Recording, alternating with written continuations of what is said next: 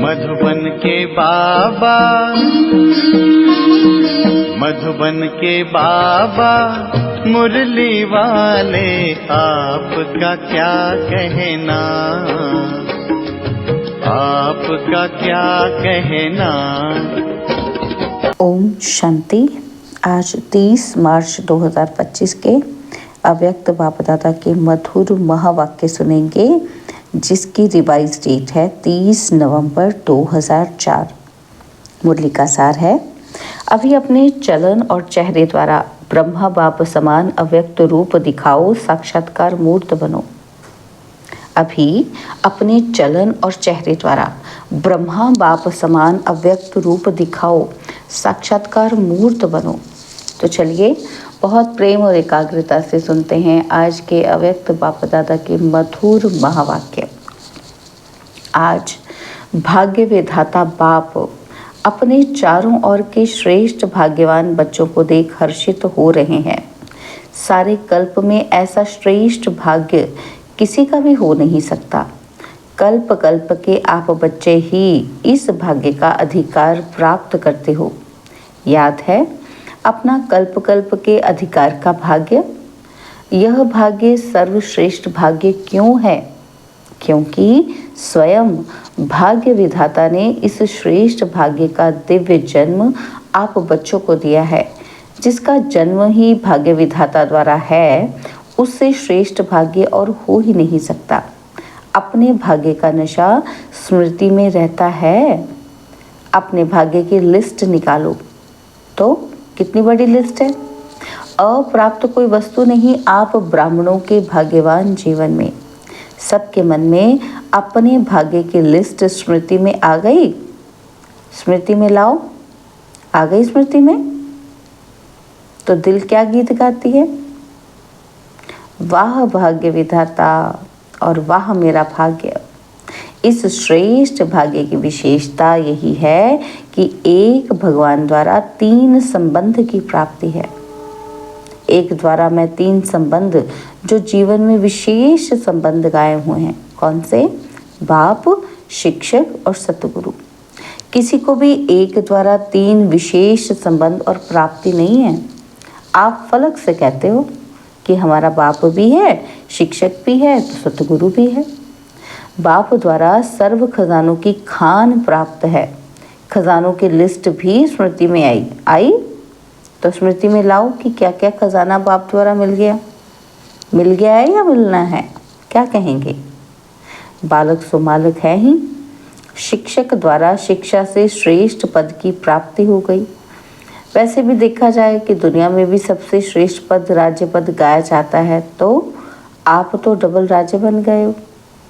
वर्तमान स्वराज्य अधिकारी और भविष्य में अनेक जन्म राज्य पद अधिकारी। पढ़ाई एक जन्म की, वो भी छोटा सा जन्म, और पद की प्राप्ति अनेक जन्म, और राज्य भी अखंड अटल निर्विघ्न राज्य। तो अभी भी स्वराज्य अधिकारी बेफिक्र बादशाह हो हैं? बेफिक्र बादशाह बने हो? जो बेफिक्र हैं वो हाथ उठाओ। बेफिक्र, थोड़ा भी फिक्र नहीं है ना? तो देखना, जब कोई पपेट शो सामने आता है फिर फिक्र होता है। माया का पपेट शो सामने आता है या नहीं आता? और फिर थोड़ा थोड़ा फिक्र होता है? नहीं होता। थोड़ी चिंतन चलता है या नहीं चलता है? तो वैसे ही श्रेष्ठ भाग्य अभी से बेफिक्र बादशाह बनाता है। ये थोड़ी बहुत जो बातें आती हैं ना, वो और ही आगे के लिए अनुभवी और परिपक्व बनाने वाली हैं। तो अभी तो इन सभी भिन्न भिन्न बातों के अनुभवी हो गए हो ना, तो घबराते तो नहीं हो ना? तो आराम से साक्षी की सीट पर बैठ ये पपेट शो देखो, कार्टून शो देखो। है कुछ भी नहीं है, कार्टून है। तो अभी तो मजबूत हो गए हो ना, तो अभी मजबूत हैं। ये कभी कभी घबराते हो, ये कागज का शेर बनकर आते हैं। है कागज का, लेकिन शेर बन के आते हैं। तो अभी समय प्रमाण अनुभवी मूर्त बन क्या करो? समय को, प्रकृति को, माया को चैलेंज करो। किसको चैलेंज करना है? समय को, प्रकृति को और माया को। क्या कहना है कि आओ आओ हम विजयी हैं, विजय का चैलेंज करो। तो बाबा को बीच में खांसी भी आ रही थी, तो बाबा कहते आज ना बाजा थोड़ा खराब है लेकिन मिलना तो है ही। तो बाप दादा के पास 2 ग्रुप बार बार आते हैं। किस लिए आते हैं? दोनों ग्रुप बाप दादा को कहते हैं कि बाबा हम तैयार हैं। एक ये समय, प्रकृति और माया। माया समझ गई है कि अब हमारा राज्य जाने वाला है, और दूसरा ग्रुप है एडवांस पार्टी। तो दोनों ग्रुप क्या कर रहे हैं? डेट पूछ रहे हैं। तो फॉरेन में तो 1 साल पहले डेट फिक्स करते हो ना, और यहाँ 6 मास पहले। भारत में फास्ट जाते हैं तो 15 दिन में भी कोई प्रोग्राम की डेट हो जाती है ना।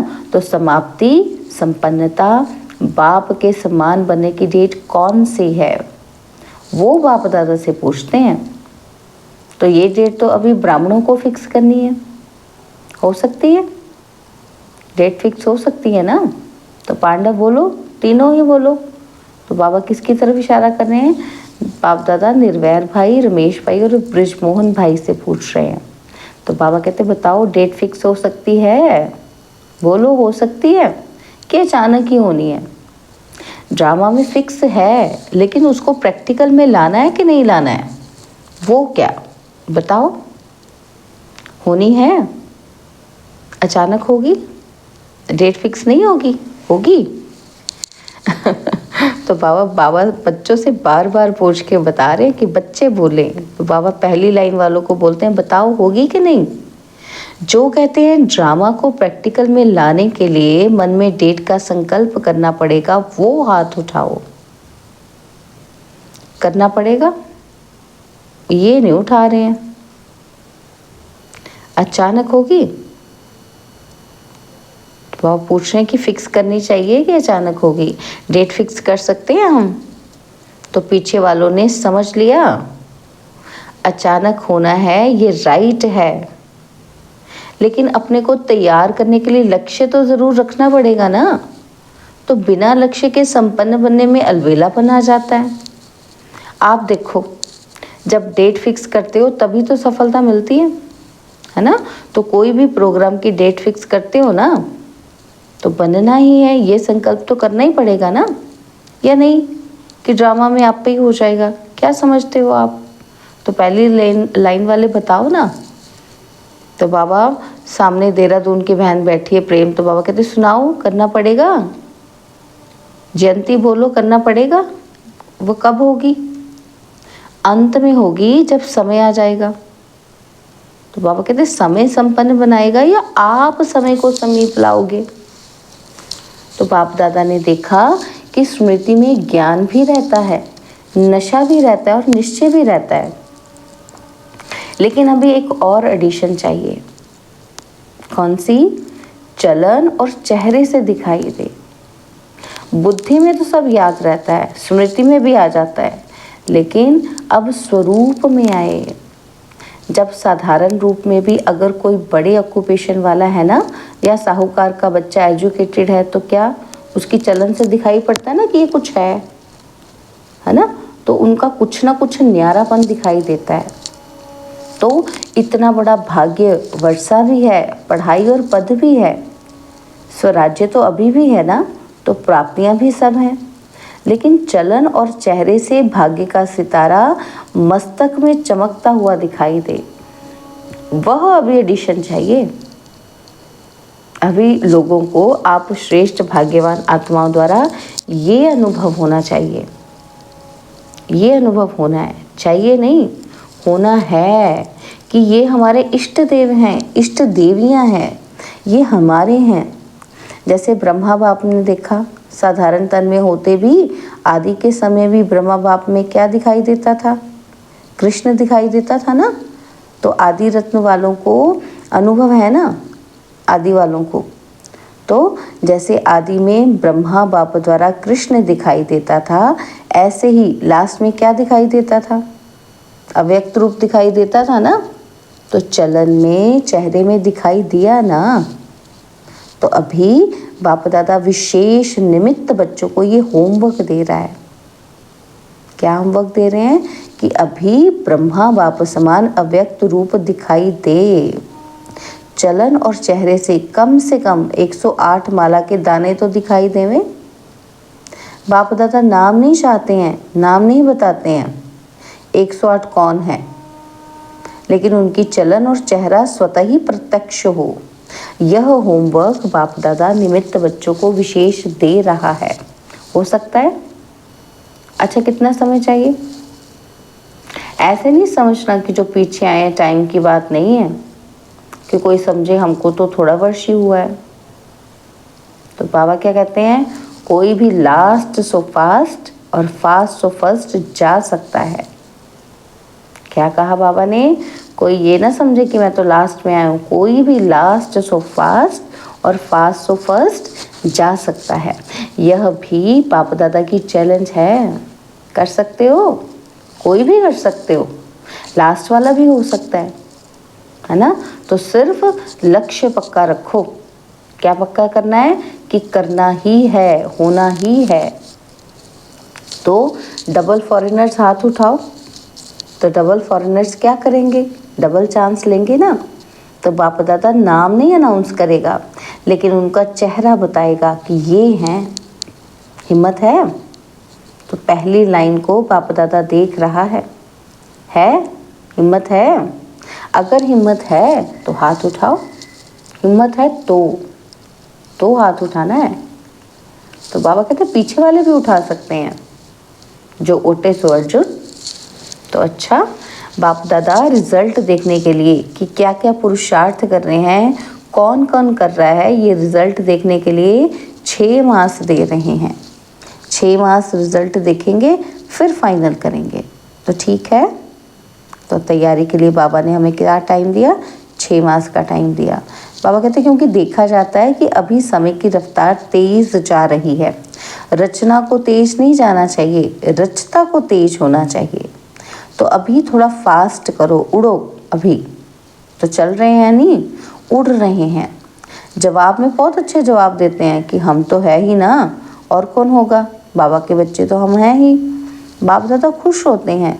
लेकिन जब लोग, जो और लोग आत्माएं हैं ना, तो वो कुछ देखना चाहती हैं। बाप दादा को याद है कि जब आदि में आप बच्चे सेवा में निकले थे तो बच्चों से भी साक्षात्कार होते थे। तो अभी सेवा और स्वरूप दोनों तरफ अटेंशन चाहिए। तो क्या सुना कि अब साक्षात्कार मूर्त बनो, साक्षात ब्रह्मा बाप बनो, आपसे वो महसूसता हो। अच्छा, तो आज नए बच्चे भी बहुत आए हैं। अपने स्नेह की शक्ति से सभी पहुंच गए हो, इसलिए बाप दादा विशेष जो नए बच्चे आए हैं उनको हर एक को नाम सहित पद्म गुणा मुबारक दे रहे हैं। साथ में वरदाता वरदान दे रहे हैं। कौन सा वरदान? सदा ब्राह्मण जीवन में जीते रहो, उड़ते रहो। अच्छा, तो सेवा का टर्न पंजाब का है। पंजाब वाले उठो।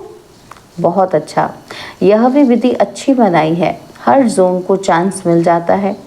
एक तो यज्ञ सेवा द्वारा एक कदम में पदम गुणा कमाई जमा हो जाती है, क्योंकि मेजोरिटी कोई भी कर्म करते यज्ञ सेवा याद रहती, और यज्ञ सेवा याद आने से यज्ञ रचता बाप तो याद आता ही है। तो सेवा में भी ज़्यादा से ज़्यादा पुण्य का खाता जमा कर लेते हैं। और जो सच्चे पुरुषार्थी बच्चे हैं वो अपने याद के चार्ट को सहज और निरंतर बना सकते हैं, क्योंकि यहाँ एक तो महारथियों का संग है। संग का रंग सहज लग सकता है। अटेंशन है तो ये जो 8-10 दिन मिलते हैं ना, इसमें भी बहुत अच्छी प्रोग्रेस कर सकते हैं। कॉमन रीति से सेवा की तो इतना लाभ नहीं है, लेकिन चांस है एक सहज निरंतर योगी बनने का, पुण्य का खाता जमा करने का, और बड़े ते बड़े परिवार के नशे में खुशी में रहने का। तो पंजाब वालों को चांस मिला है, हर जोन को मिलता है, लेकिन लक्ष्य रखो कि तीनों ही फायदे हुए। कितना पुण्य का खाता जमा किया, सहज याद की प्रोग्रेस कितनी की, और संगठन या परिवार के स्नेह समीपता का कितना अनुभव किया। यह 3 ही बातों का रिजल्ट हर एक को अपना निकालना चाहिए। ड्रामा में चांस तो मिलता है, लेकिन चांस लेने वाले चांसलर बनो। तो पंजाब वाले तो होशियार है ना। अच्छा है, अच्छी संख्या में भी आए हो और सेवा भी खुली दिल से मिली है। आने वालों की संख्या भी अच्छी आई है। अच्छा है, संगठन अच्छा है। तो आज बाबा के पास 2 विंग, ग्राम विकास विंग और महिला विंग भी मीटिंग के लिए आए हैं। तो बाप दादा पहले उनसे मिले। महिला विंग वाले उठो। तो इसमें मेजॉरिटी टीचर्स हैं क्या? टीचर्स हाथ उठाओ। अच्छा चांस है। सेवा की सेवा और सेवा से पहले मेवा। संगठन का और बाप से मिलन का मज़ा लेना। तो सेवा और मेवा दोनों मिल गया। अच्छा है। अभी कोई नया प्लान बनाया? जो भी चाहे महिलाओं का है, चाहे किसी भी वर्ग के ग्रुप्स बने हुए हैं, तो हर एक ग्रुप कुछ विशेष प्रैक्टिकल चलन और चेहरे पर कोई ना कोई गुण या शक्ति का बीड़ा उठाए, तो हम ये ग्रुप, महिला ग्रुप, इस गुण या शक्ति का प्रैक्टिकल प्रत्यक्ष रूप में लाएंगे। क्या बीड़ा उठाना है? कि हम प्रैक्टिकल प्रत्यक्ष रूप में लाएंगे। तो ऐसे हर एक वर्ग वाले कोई ना कोई अपना विशेष फिक्स करे और उसकी आपस में, जैसे सर्विस की रिजल्ट नोट करते हो ना, तो ऐसे आपस में चाहे लिखा पढ़ी हो, चाहे संगठन हो, ये भी चेक करते रहो। तो पहले आप लोग करके दिखाना। तो महिला विंग करके दिखाओ, ठीक है ना।